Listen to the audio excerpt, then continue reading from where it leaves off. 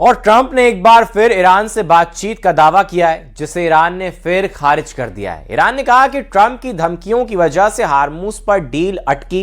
इधर ट्रंप ने चेतावनी दी है कि अगर ईरान ने हार्मूज जल्दी नहीं खोला तो फिर जोरदार हमले होंगे।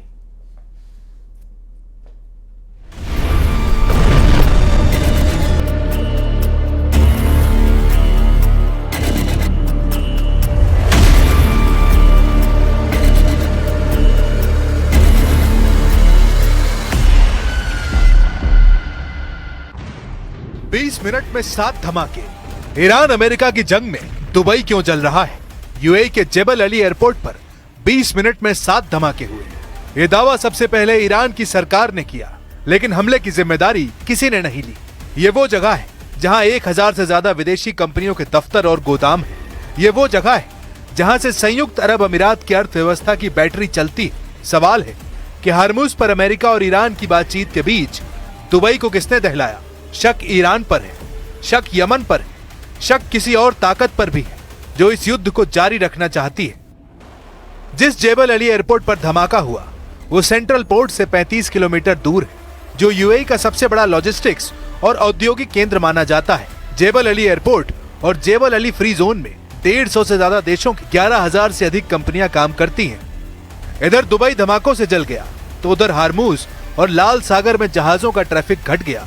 3 अगस्त को यमन के हूथी विद्रोहियों ने दावा किया उसने सऊदी अरब के तेल टैंकरों को मिसाइल हमलों से उड़ा दिया है। हूथी समूह के प्रवक्ता यासरी ने कहा कि यह हमला उनके लड़ाकों ने किया। हालांकि उन्होंने ये नहीं बताया कि हमला कब हुआ, लेकिन ये साफ कर दिया कि सऊदी अरब के यानूब पोर्ट के पास सऊदी अरब के तेल टैंकरों पर मिसाइलें दागी गई।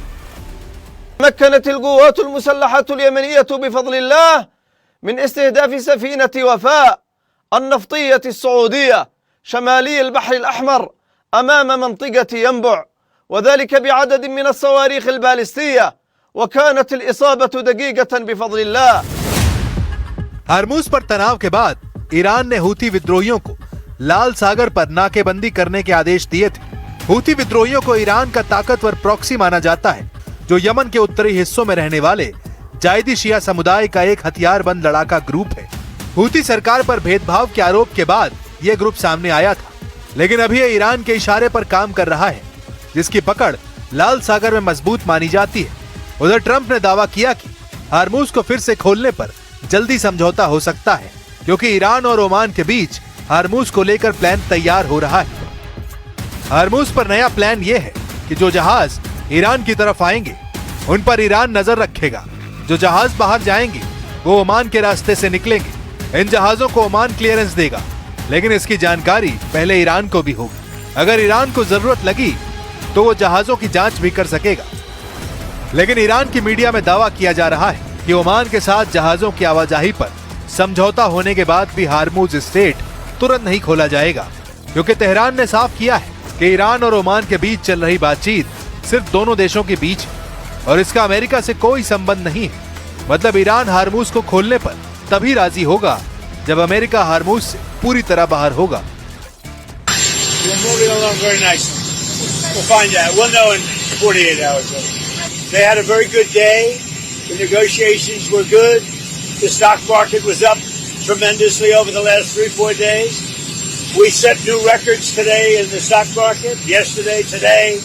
I think it's like 78 times now during a very short period of time.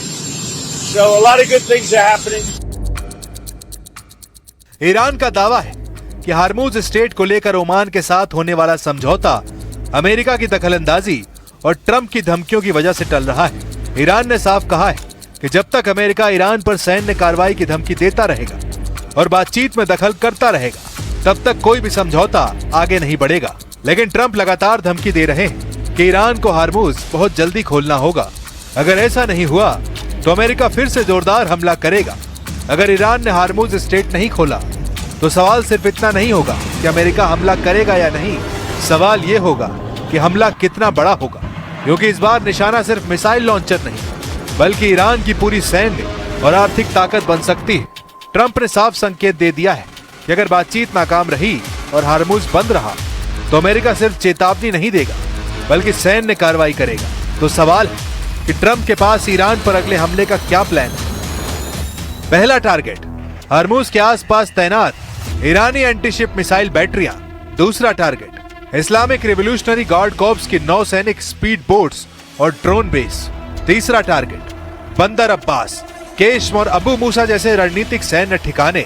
चौथा target, radar, air defence system और कमांड एंड कंट्रोल सेंटर। पांचवा टारगेट, समुद्र में बिछाई गई बारूदी सुरंगों को अमेरिकी नौसेना और सहयोगी देशों के जहाज मिलकर साफ करेंगे। लेकिन अमेरिका का मकसद सिर्फ रास्ता खोलना ही नहीं, बल्कि दुनिया को यह संदेश देना होगा कि वैश्विक ऊर्जा सप्लाई को बंधक बनाने की कीमत बहुत भारी पड़ेगी।